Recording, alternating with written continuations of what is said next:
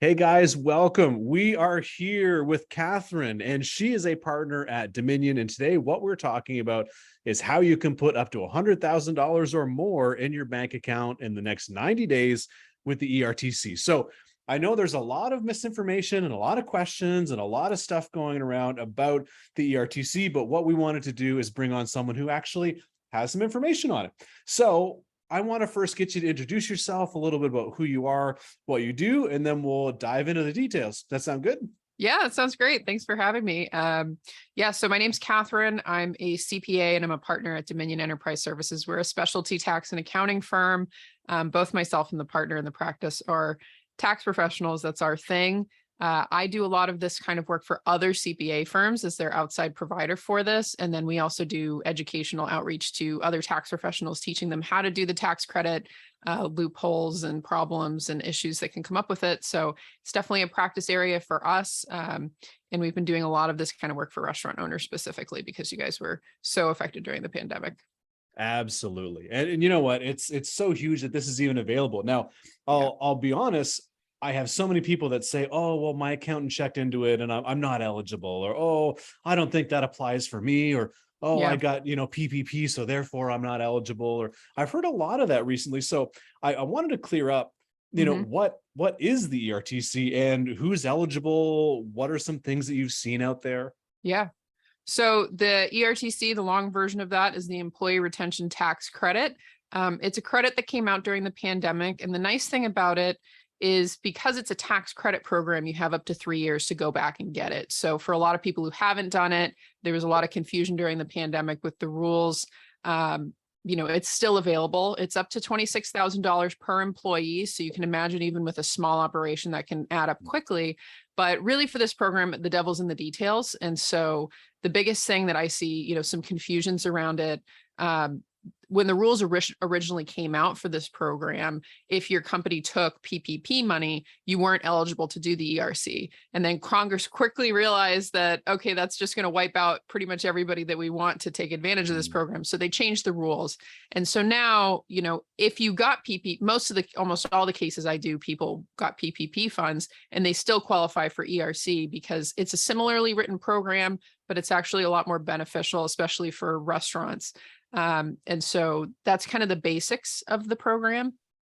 Okay. Oh, that's awesome. And so in your experience, out of all the people that contact you, roughly how many would you say are eligible to receive something out of just a percentage wise?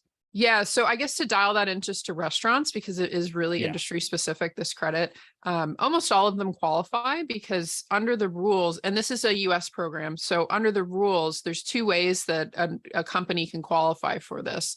The first way is by having certain revenue declines quarter over quarter.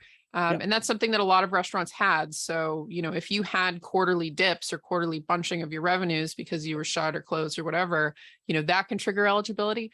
But more often the pathway that I see for restaurants is the second. And this is the one that gets kind of tossed under the rug by a lot of accountants that look at these is if you were subject to government shutdown orders or government orders that had you modify your operations significantly. And for most dining operations where you have indoor dining, almost all of the states had some kind of restriction on capacity for indoor dining during some portion of the pandemic. And so if you're in that situation where you have indoor dining and you're in a state where there was capacity restrictions, that's a qualifying event for eligibility for the credit. And so you have some states where, say, I do a lot of cases in Massachusetts, you're eligible through 2021 just because of the indoor dining restrictions and how long those lasted. You have some other places like Florida where it was a lot less restrictive, but still for the most part, people were subject to some kind of government orders, especially in, the restaurant space. And so I'd say for the most part, almost every restaurant I talk to is qualified for it just because they were subject to that. And that's how, that's how the credit works. It's either revenues or those government restrictions. And so I always tell people, if you're not sure if your accountant's actually assessed you for this, the two pieces that would let you know that they actually have, the first is, do they have access to quarterly financial statements from you? If they don't have quarterly financial statements from you and they only see year-end numbers from you, they haven't assessed you because it's a quarterly calculation. And then the second piece is if they haven't had that conversation with you about, what happened during the pandemic, Were you subject to state orders? Were you subject to local orders that force you to change your operations? And that very specific conversation, if they haven't had that with you, then you haven't been properly assessed for the program. Okay, that is huge because I hear it all the time. Oh, my Yeah. accountant told me I wasn't eligible, or oh, Yeah. I don't want to, but I mean, it's literally, and I can't stress this enough. So I have a couple beliefs, and wrong or right, I'll share them. Number one is that eventually you're probably going to be paying for some of this at some point through increased Exactly. taxes in the Yes. future. So they'll get you back for it. Don't worry about it. Yeah. Yeah, You're going at to pay the some taxes back. So yeah, whether or not you take the money, you will still see increased taxes. My yep. assumption is over the long term, because the amount of money that went out, they've got to recoup it. But realistically, putting money in your pocket, there's so many things that you can do with that, especially, I mean, we don't want to say free money, but realistically, it's for the restrictions and things that you've suffered, and you probably Yes. took losses because of it. So Yep. why not take advantage of that now before this ends? Because I'm assuming that, this will not last forever. So, Yeah, so the program's set, and I guess maybe one thing to back up to that's good to sure. mention is people get confused when they hear payroll tax credit because they're like, oh, well, is this just going to apply to my future payroll taxes? No, how this actually works is this is a refund of money that you already paid in 20 and 21. So it comes back in the form of checks in the mail. So once you get those back from the IRS, you can use them for whatever you want. That's a valid business purpose. So, if you need to catch up on retirement contributions, you need to buy some new equipment, pay some payroll, you can use it for whatever you want. It's not restricted the same way PPP was. But yeah, the limitation is this program is going to start to sunset this coming April. It's not going to lose its full effect until, a year or two after that. But, if you want to get the full benefit of the program, you need to get your filing done before this coming April.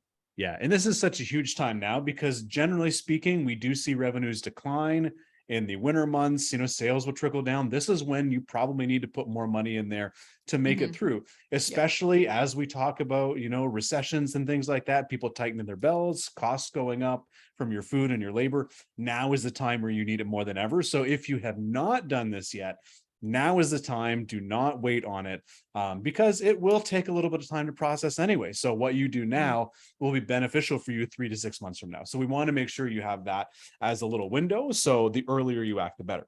Now, I do want to ask, so out of all the restaurants you've worked with, what are some examples of some of the returns that people have gotten just for, an average restaurant that maybe has anywhere from 10 to 20, 30 employees, something along those lines? What have you been seeing through your work with them?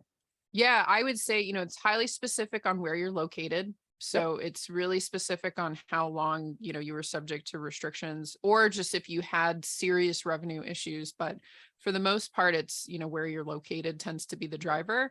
And so for, most restaurants I see, if you have a head count of 10 people, on the lower end in a, somewhat restrictive state, you could say be about $50,000. If you're in like a higher restriction state and say you've got 15 people, I've seen like $240,000. But it's one of those things where I always tell restaurant owners, because I know you guys tend to qualify almost all of the time, just because of the nature of the industry and the nature of the credit. If you have a head count of more than 5 people in your operation, you should get this formally assessed, and don't just lean on your accountant to do this for you, because a lot of income tax professionals don't do a lot of this work. And so, I educate a lot of other CPAs on how to do the credit. And there's a lot of misunderstandings even in the tax profession about how the credit works and, how eligibility works and those kinds of things. And so you can end up thinking that you've been assessed for it, or thinking that your accountant can do it, and they don't understand a lot of the nuances of the credit. The other thing too that's nice, especially for the restaurant owners, is things like tips count towards it as well. So if tips count towards the credit, health benefits count towards the credit. There's a lot of little moving pieces and things that can be complex about it, especially if you own multiple operations, or, you and a spouse own the restaurant, but then your spouse owns another business. It can get complicated quickly. So I always recommend, you want to reach out to somebody who's a specialty provider for this kind of thing, if your accountant doesn't handle a lot of these and isn't super comfortable in the space. Okay. Oh, this is awesome. And so what have you kind of seen from other people? And I won't name any names, but I have seen people in other restaurant Facebook groups being like, hey, if you haven't done your ERTC, message me. And so I've seen a lot of this. And so I want to clarify, what should people be looking for when they're trying to figure out who do I work with on something like Yeah. this? Yeah. So I would say the first piece that you need to really watch out for is don't be swayed by flashy marketing.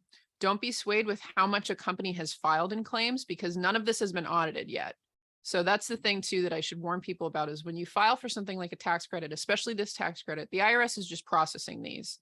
They're really not going to start the audit window on these for a couple of years until now. And so I'm starting to do resolution work from some really big providers that are doing bad work on this. And so what I always tell people to look out for is go on the company's LinkedIn page. Are most of the people there salespeople or tax professionals? Do they even have tax professionals on staff? Look at who the top tax professional is and look at their background. Do they have an extensive time period working specifically in income tax, or where do they come from? Because I'm seeing a lot of people that are trying to file claims that are, attorneys who have no background in tax. A lot of the companies that are out there doing a lot of big advertising, they're just marketing companies, and then they shop out the work to smaller CPA firms, and then you end up actually paying a lot more for the credit work to be done, because you're basically paying a middleman who's a marketer on it. So that's stuff you want to watch out for too. Okay. So I would say, if you're considering who to use for a provider, this is something my firm does. But the key things I tell people is you shouldn't feel like you're in a sales process. You're dealing with a technical tax credit, right? You should feel like you're in the doctor's office when you're talking to them, where they're really asking you probing questions, and it's, getting into the weeds of things, and not just, oh, did you have government disruptions? Okay, great. You qualify. You want somebody that's actually going to get in that, that's what you feel like the calls go like, is, you're dealing with a doctor, and then just look at the credentials of the person. Are you talking to a salesperson, or are you talking to a tax professional? Yeah. That makes a big difference, but yeah. Okay. Fair enough. And, I love taxes. Just kidding. Not my area of specialty, but yeah, so better to leave it to the professionals. So I do have a question that comes up frequently when people ask about, the ERC. Well, what if I pay a whole bunch of money and I don't get anything back? So one of the biggest questions people watching this are going to be is how do you get paid? So what does that look like? Yeah. And I would say the process of, it's very different from PPP, where, the SBA, it's at their discretion whether or not they're going to approve you, right? With this program, this is a tax credit. So it's like when you file a tax return and you're due a refund from the government, you have a legal entitlement to that money, because, it's just in the law that you qualify for the credit. And unlike with PPP, there's no fund cap on it. So unless Congress changes something, which they've given no indication of doing that, they've only ever talked about expanding it. You're not going to run into a risk of, oh, well, the IRS is going to not pay this, and then, I've got no recourse. That's not how this works. You're legally entitled to it. And it might be, the worst case scenario is it might take a little longer because something gets snagged. But ultimately, if good work has been done for you and you're eligible for it, you're legally entitled to that money. And I would say, on the payment side, what we do in the firm, we do a small retainer up front, and then the rest of our fee is payable after the IRS pays. Just as a convenience for, the people that we work with. And I always tell people it's easier for us to factor a receivable than it is for you to get financing on stuff. So especially in the restaurant industry, that's always tough. So, that's how we do it. And we don't charge a percentage, we charge a flat rate. But I would say most of the claims that we do, it's between 10 and 15% of the credit.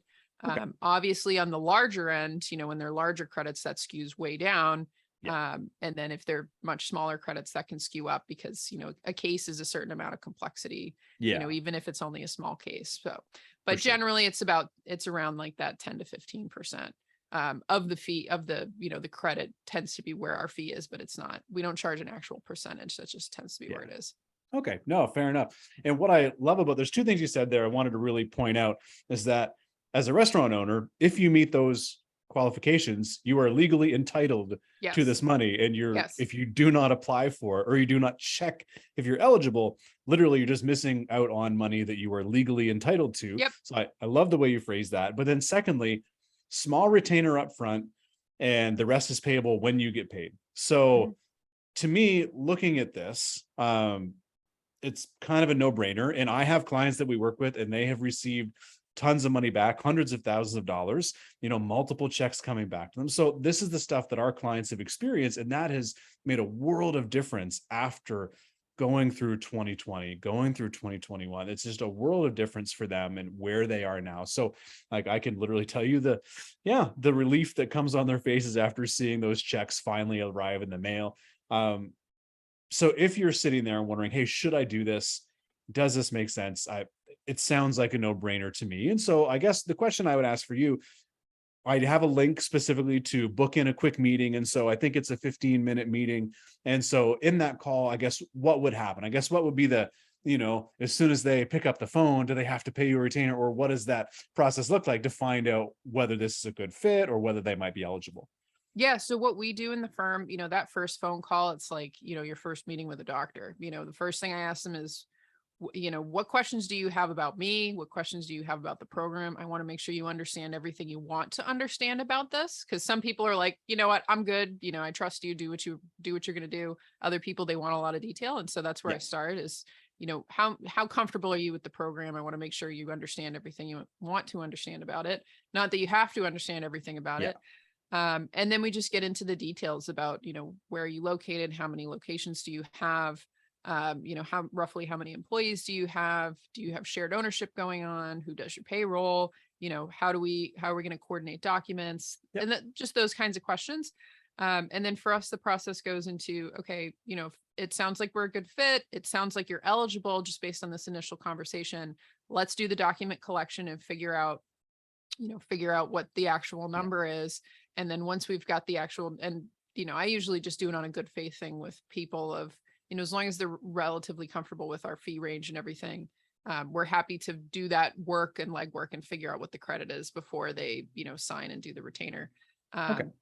And then, we figure out what the actual credit is, they're good with it. And then we do the filing. Usually for us, it's about a 2-week turnaround time from when we've got documents to when the actual filing's done. So it's pretty quick. Oh, wow. Yeah, absolutely. And then you're just waiting on the government to just dish waiting out on the checks. IRS. Yeah. They just sit on it for a couple months. So fair enough. Awesome. No, this sounds great. So what we're going to do is we're going to drop a link to book in a meeting. Again, there's no charge for the meeting. They can, you can show up, ask questions, see if they're eligible. How else can they find information about you, about Dominion, and what does that look like, or anything else you want to share before we head out today? Yeah, sure. I'd say if you want to visit our website, there's good information on there. Specifically, we've got a PDF that's top 5 ERC mistakes that I've found that, I made that I think is helpful for people to understand where the pitfalls are in the program. Because honestly, for business owners, I think the 2 biggest decisions you need to make around the program is, number one, I'm going to pursue this. It seems like a valuable opportunity, and I'm going to put time aside to deal with it. And I would say too, for on our side of things, when a business owner talks to us, it's about an hour or 2 of actual touch time from them to get this process executed. So it's really not that much of a time suck, as long as you've got decent records, it really doesn't take too much of your time to actually execute this. So the first piece is, this is an important program. And then the second piece is, in that PDF really goes through, how do you know who's a good provider?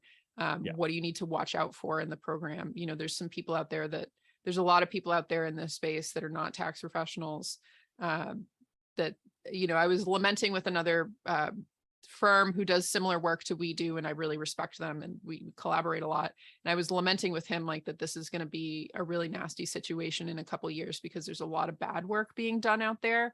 And because it's such a high ticket credit and it's so much money, it is going to be an area of IRS enforcement. So you really want to make sure you work with somebody good on it. But once you have that and you're working with somebody good, you have nothing to worry about with audit or anything like that, because, they've done good work. So it's, those are the 2 pieces I warn people about. And that PDF has, some good guidance on there. And then also our website and my LinkedIn has, I do a lot of podcasts and talk about this a lot. So if you ever want to learn more about ERC, there's plenty of resources in those 2 places.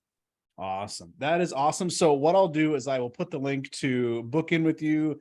I'll probably put your LinkedIn profile or whatnot in the comments here. But honestly, it's been great getting to know you and learning more about the ERC and basically how that can help restaurant owners. Because as an industry, we've been so impacted by it. And honestly, every little bit of funding and every little bit of help we can get is good, especially going into a slower time, probably a more turbulent time. I mean, it sounds weird saying that after COVID, but going into potentially a time when people are tightening their belts, this could be a godsend for a lot of restaurant owners. So if you have more questions, reach out to Catherine. She has the answers. And yeah, if you have any questions, let us know. But Catherine, thank you so much for hopping in today.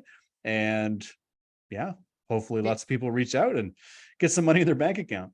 Yeah, no, it's a wonderful program, and I really recommend any business owner that's got more than 5 employees, you really do need to check it out, because it's like a third round of PPP, but just it didn't get the media play the PPP did. So Okay. no, it's great. Thanks so much for having me. I really enjoyed it. Awesome. Bye.